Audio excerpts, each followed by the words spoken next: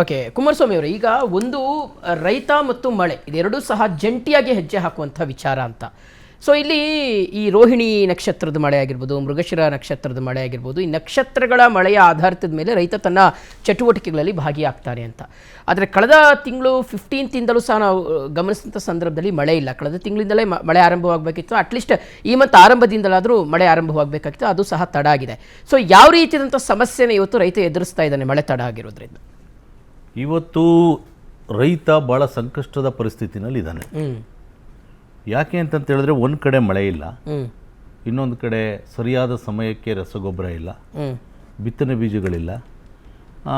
ಮತ್ತು ಇವತ್ತೇನು ಸರ್ಕಾರಗಳು ಕೂಡ ರೈತನ ಪರ ಬರ್ತಿಲ್ಲ. ನಮ್ಮನ್ನು ಆಳ್ತಕ್ಕಂಥ ಯಾವುದೇ ಸರ್ಕಾರಗಳು, ಕೇಂದ್ರ ಸರ್ಕಾರಗಳು ಒಂದು ರೈತ ವಿರೋಧಿ ನೀತಿಯನ್ನು ತರುತ್ತೆ. ರಾಜ್ಯ ಸರ್ಕಾರ ಇವತ್ತು ಅವರ ರಾಜಕೀಯ ಮೇಲಾಟಕ್ಕೆ ಸಮಯನ ಕೊಟ್ಟಿರ್ತಕ್ಕಂಥ ಮುಖ್ಯಮಂತ್ರಿಗಳು ಇನ್ನೂ ಕೂಡ ಇಷ್ಟಾದರೂ ಕೂಡ ಒಂದು ಸಭೆಯನ್ನು ಕರೆದಿಲ್ಲ. ರೈತ ಪ್ರಮುಖರ ಸಭೆಯನ್ನು ಕೂಡ ಕರೆದಿಲ್ಲ, ಅಥವಾ ಎಕ್ಸ್ಪರ್ಟ್ಗಳ ಸಭೆಯನ್ನು ಕೂಡ ಕರೆದಿಲ್ಲ. ಇವತ್ತು ಬರ ಬರ್ತಿದೆ, ಮಳೆ ಆಗ್ತಿಲ್ಲ, ಸರಿಯಾದ ಸಮಯದಲ್ಲಿ ಮಳೆ ಆಗ್ತಿಲ್ಲ, ಇದ್ರ ಬಗ್ಗೆ ಕ್ರಮವನ್ನು ತೆಗೆದುಕೊಳ್ಬೇಕು, ರೈತ ಪರವಾಗಿ ನಿಂತ್ಕೊಳ್ಬೇಕು ಅಂತಕ್ಕಂಥ ಸರ್ಕಾರಕ್ಕೆ, ಮುಖ್ಯಮಂತ್ರಿಗಳಿಗೆ ವಿವೇಚನೆ ಇಲ್ಲ.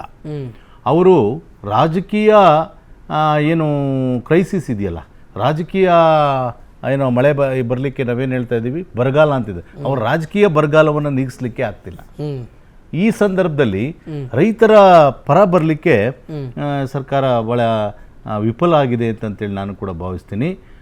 ಮುಂದಿನ ದಿನಗಳಲ್ಲಿ ಈಗ ನೋಡಿ, ಒಂದು ಕಡೆ ಸಾವಿರಾರು ಲಕ್ಷಾಂತರ ಮರಗಳನ್ನು ಕಡಿದು ಪರಿಸರವನ್ನು ನಾಶ ಮಾಡ್ತಾರೆ.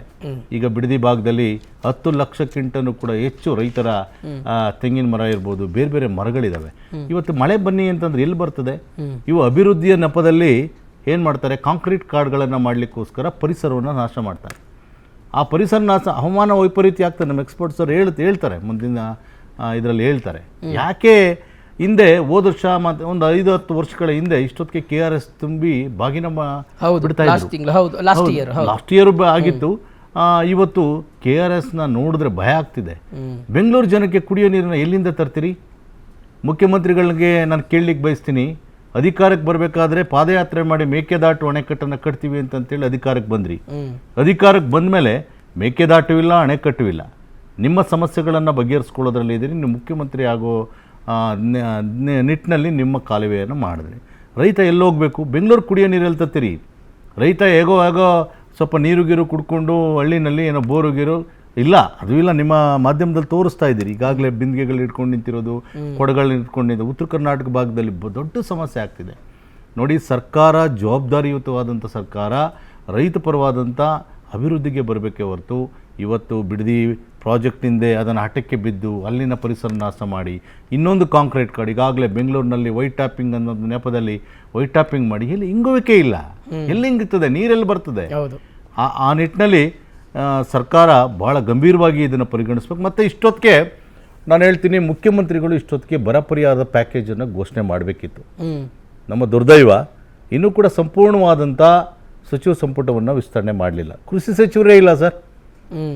ಇವತ್ತಿನ ಸರ್ಕಾರ ನಡೀತಿದೆ, ಕೃಷಿ ಸಚಿವರೇ ಇಲ್ಲ. ಯಾರಿಗೆ ಹೇಳ್ಕೊಳ್ಳೋಣ? ಮುಖ್ಯಮಂತ್ರಿಗಳು ಬ್ಯುಸಿಯಾಗಿದ್ದಾರೆ, ಬೇರೆ ಬೇರೆ ವಿಚಾರಗಳಲ್ಲಿ ಅವರ ಸಚಿವ ಸಂಪುಟ ವಿಸ್ತರಣೆ ಮಾಡೋದ್ರಲ್ಲಿ ಬ್ಯುಸಿಯಾಗಿದ್ದಾರೆ. ಇಲಾಖೆ ಯಾರು ನೋಡ್ಕೋತಾರೆ?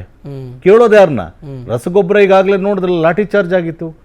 ಏನು ಆಧಾರ್ ಕಾರ್ಡನ್ನು ಕಿಲೋಮೀಟರ್ಗಳ ಕಡೆ ಇಟ್ಟು FID ಅಂತ ಮಾಡೋ ರೈತರಿಗೆ ಎಷ್ಟು ಮಾರ್ಕ ಗೊತ್ತಾದು? FID ಅಂತೇಳಿ FID ಮೂಲಕ ಗೊಬ್ಬರ ವಿತರಣೆ ಮಾಡಲಿಕ್ಕೆ ಹೊರಟಂಥದ್ದು ಈ ರಾಜ್ಯ ಸರ್ಕಾರ ಮತ್ತು ಕೇಂದ್ರ ಎರಡೂ ಸರ್ಕಾರಗಳ ವೈಫಲ್ಯ ಅಂತಕ್ಕಂಥ ಮಾತನ್ನು ಹೇಳಲಿಕ್ಕೆ ನಾನು ಬಯಸ್ತೀನಿ. Okay, right.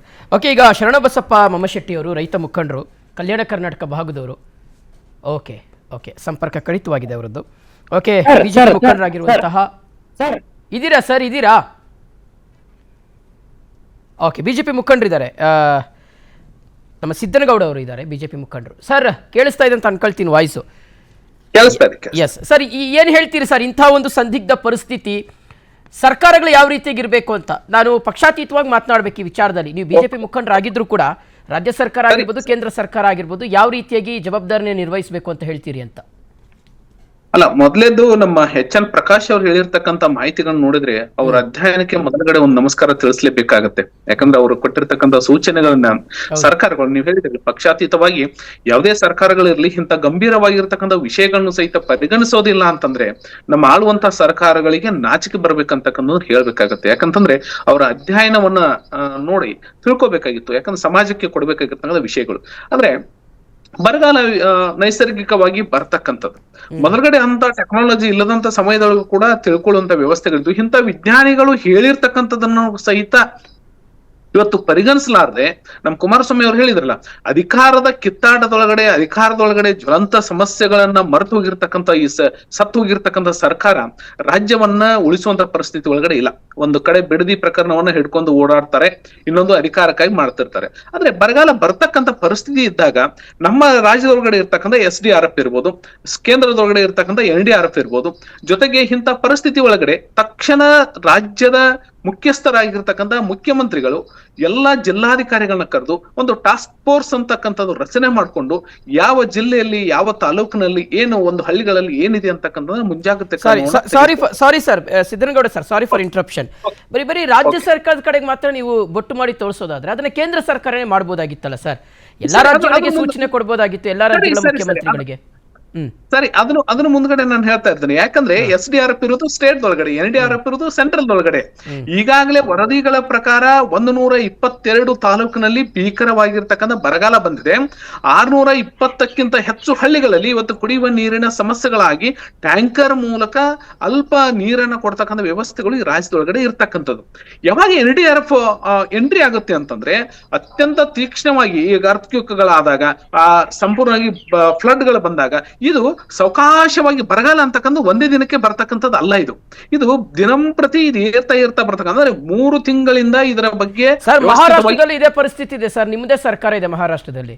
ಹೌದು, ಅಲ್ಲಿ ಕೂಡ ಯಾವುದೇ ರಾಜ್ಯ ಸರ್ಕಾರ ಇರ್ಲಿ ಸರ್, ಆ ರಾಜ್ಯದ ಒಳಗಡೆ ಇವತ್ತು ಅಲ್ಲಿ ಮಹಾರಾಷ್ಟ್ರದ ಒಳಗಡೆ ಇಂಥ ಪರಿಸ್ಥಿತಿ ಬರುತ್ತೆ ಅಂತ ಹೇಳಿ 2 ಲಕ್ಷದವರೆಗೆ ಸಾಲ ಮನ್ನಾ ಮಾಡಿರ್ತಕ್ಕಂಥದ್ದು ತಮ್ಮ ಗಮನಕ್ಕೂ ಕೂಡ ಇದೆ. ಅದು ಇಲ್ಲಿ ಈಗ ಕುಮಾರಸ್ವಾಮಿಗಳು ಹೇಳಿದ್ರಲ್ಲ, ಒಂದು ಪ್ಯಾಕೇಜ್ ಅನ್ನ ಘೋಷಣೆ ಮಾಡ್ಬೇಕಂತಕ್ಕಂಥದ್ದು ಕೂಡ ಇಲ್ಲಿ ಇರ್ತಕ್ಕಂಥ ಮುಖ್ಯಮಂತ್ರಿಗಳಿಗಾಗ್ಲಿ, ಇಲ್ಲಿ ಇರ್ತಕ್ಕಂಥ ಏನು 13 ಜನ ಸಚಿವ ಸಂಪುಟದ ಒಳಗಡೆ ಇದ್ದಾರೋ, ಖಾತೆಯನ್ನ ಇನ್ನೂ ವಹಿಸ್ಕೊಳ್ಳಾರತಕ್ಕಂಥವ್ರು ಅವರೆಲ್ಲ ಕೂಡ ಯೋಚನೆ ಮಾಡ್ಬೇಕಾಗತ್ತೆ. ತಮಗೆ ಏನು ಕೊರತೆ ಇರುತ್ತೋ, ಕೊರತೆ ಇದ್ದಾಗ ನಮ್ಮ ರಾಜ್ಯಕ್ಕೆ ಇಷ್ಟು ಬರಬೇಕಾಗಿದೆ ಹಣ, ನಮ್ಮ ರಾಜ್ಯದ ರೈತರು, ನಮ್ಮ ರಾಜ್ಯದ ಜನರು ಇಷ್ಟು ತೊಂದರೆ ಒಳಗಡೆ ಇದ್ದಾರೆ, ಸಂಪೂರ್ಣವಾಗಿರ್ತಕ್ಕಂಥ ವರದಿಯನ್ನ ರಚನೆ ಮಾಡ್ಕೊಂಡು ನಮ್ಮ ಜೂನದೊಳಗಡೆ ಏನ್ ಬರಬೇಕಾಗಿದೆಯೋ ಅಂತಂದ್ರೆ, ಉದಾಹರಣೆ ಹೇಳಿದ್ರೆ ಕಬಿನಿ ಅಂತಕ್ಕಂಥದ್ದು ತುಂಬಿ ಹರಿಬೇಕಾಗಿರ್ತಕ್ಕಂಥ, ಹೋದ ವರ್ಷ ಕಬಿನಿ ಒಳಗಡೆ 19.52 ಅಂದ್ರೆ 20 TMC ನೀರಿತ್ತು, ಇವತ್ತು 5 TMC ಇದೆ ರೀ ಬರೀ ಕೇವಲ ಅಲ್ಲಿ. KRS ಒಳಗಡೆ ಹೋದ್ಸಲ 40 ಇರ್ತಕ್ಕಂಥದ್ದು ಇವತ್ತು 11 TMC ನೀರು ಇರ್ತಕ್ಕಂಥದ್ದು. ಹೀಗಾಗಿ ತುಂಗಭದ್ರವನ್ನ ನೋಡಿದ್ರೆ 1.4 TMC ಮಾತ್ರ ಇರ್ತಕ್ಕಂಥ, 15 TMC ಹೋದ್ಸಲ ಇತ್ತು, ಅದು ಕೂಡ 1.5 TMC ಡೆಡ್ ಸ್ಟೋರೇಜ್ ಆಗಿರ್ತಕ್ಕಂಥ, ಅಂದ್ರೆ ಒಂದು ಹನಿ ನೀರನ್ನು ಕೂಡ ನಾವು ಬಳಕೆ ಮಾಡದಂತ ಪರಿಸ್ಥಿತಿ ಒಳಗಡೆ ಇವತ್ತು ಬಂದಿದ್ದೇವೆ. ಈ ಎಲ್ಲ ವರದಿಗಳನ್ನ ತೆಗೆದುಕೊಂಡು ಕೇಂದ್ರ ಸರ್ಕಾರದ ಮುಂದೆ ಇಡಬೇಕಾಗತ್ತೆ. ರಾಜ್ಯ ಸರ್ಕಾರ ಒಂದು ಏನು ಸರ್ಕಾರದ ನಿಯಮಗಳ ಪ್ರಕಾರ NDRF ಅಡಿ ಒಳಗಡೆ ನಮಗೆ ಇಷ್ಟು ಪರಿಹಾರ ಬೇಕು, ಅನುದಾನ ಬೇಕು, ಯಾಕೆ ಬೇಕಾಗಿದೆ ಅಂತಕ್ಕಂಥ ಕೊಡ್ಬೇಕಾಗತ್ತೆ. ಅದ್ರ ಜೊತೆಗೆ NDRF ಎಂಟ್ರಿ ಆಗೋಕ್ಕಿಂತ ಮುಂಚೆ, ಕೇಂದ್ರ ಸರ್ಕಾರ ಎಂಟ್ರಿ ಆಗೋಕ್ಕಿಂತ ಮುಂಚೆ ರಾಜ್ಯ ಸರ್ಕಾರದ ವಿವೇಚನೆ ಇದು. ರಾಜ್ಯ ಸರ್ಕಾರ ಯಾವ ರೀತಿಯಾಗಿ ಯಡಿಯೂರಪ್ಪನವರು ಯಾವುದೇ ಸಚಿವ ಸಂಪುಟ ಸಚಿವರು ಇಲ್ಲದೆ ಇದ್ದಾಗ ಫ್ಲಡ್ ಬಂದಿತ್ತು, ಅವಾಗ ಮನೆ ಬಿದ್ದವ್ರಿಗೆ ಇರ್ಬೋದು, ಮತ್ತು ಆನಂತರ ಏನು ಬೆಳೆ ಪರಿಹಾರವನ್ನ ಇರ್ಬೋದು, ಇಡೀ ರಾಷ್ಟ್ರದೊಳಗಡೆನೆ ಅತಿ ಹೆಚ್ಚಾಗಿ 48,000 ರೂಪಾಯಿ ಪರ್ ಹೆಕ್ಟರ್ ಕೊಟ್ಟಿರ್ತಕ್ಕಂಥ ಜೈಮಾನ ಎಲ್ಲಿಂದ ಕೊಡ್ತಾರೆ ಸರ್? ಕೇಂದ್ರದವ್ರು ಕೊಟ್ರೆ ಕೊಡ್ತಾರೆ. ಇಲ್ಲ ನೋಡ್ರಿ ಸರ್, ಅದ್ರೊಳಗಡೆ ಒಂದು ನಿಯಮ ಇದೆ. ಕೇಂದ್ರ ಸರ್ಕಾರ ಎಲ್ಲವನ್ನೂ ಕೂಡ ಕೊಡೋದಿಲ್ಲ. NDRF ಒಳಗಡೆ ನಾವು ಎಷ್ಟು ಲಾಸ್ ಆಗಿದೆ ಅಂತಕ್ಕಂಥದ್ದನ್ನ ವೈಜ್ಞಾನಿಕವಾಗಿರ್ತಕ್ಕಂಥ ವ್ಯವಸ್ಥೆಗಳನ್ನ ಕೇಂದ್ರ ಸರ್ಕಾರಕ್ಕೆ ಸಲ್ಲಿಸಬೇಕಾಗತ್ತೆ. ನಾವು ಇಷ್ಟು ಆಲ್ರೆಡಿ ಹಣ ಕೊಟ್ಟಿದ್ದೀವಿ ಅಂತಕ್ಕಂಥ ಕೊಡಬೇಕಾಗತ್ತೆ. ಕೊಟ್ಟ ನಂತರ ನಿಯಮಾನುಸಾರವಾಗಿ ಕೇಂದ್ರ ಸರ್ಕಾರ ಹಣ ಕೊಡ್ತಕ್ಕಂಥದ್ದು.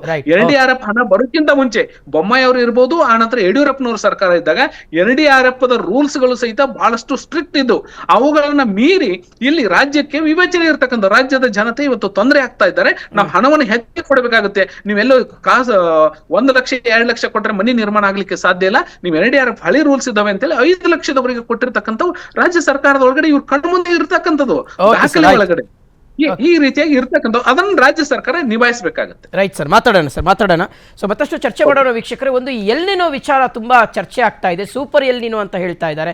ನಿಜಕ್ಕೂ ಎಲ್ನಿನೋ ಅಂದ್ರೆ ಏನು, ಅದು ಯಾವ ರೀತಿಗೆ ಪರಿಣಾಮ ಬೀರ್ತಾ ಇದೆ, ಮತ್ತು ಅದು ತಾತ್ಕಾಲಿಕ ಅಲ್ಲ, ಪರ್ಮನೆಂಟ್ ಅಂದ್ರೆ ಒಂದು ಸ್ವಲ್ಪ ದಿನಗಳ ಕಾಲ ದೀರ್ಘಾವಧಿಯವರೆಗೆ ಅದು ಬಾಧಿಸುತ್ತೆ ಅನ್ನುವ ರೀತಿಯಾದಂಥ ಚರ್ಚೆಗಳು ಸಹ ಇದೆ. ಮತ್ತು ಈ ಹವಾಮಾನ ವೈಪರೀತ್ಯದ ಸಮಸ್ಯೆಗಳು ಯಾವ ರೀತಿಗೆ ತಲೆದೂರಬಹುದು, ಇದೆಲ್ಲದರ ಬಗ್ಗೆ ಚರ್ಚೆ ಮಾಡ್ತಾ ಹೋಗೋಣ. ಒಂದು ಬ್ರೇಕ್ ಆದ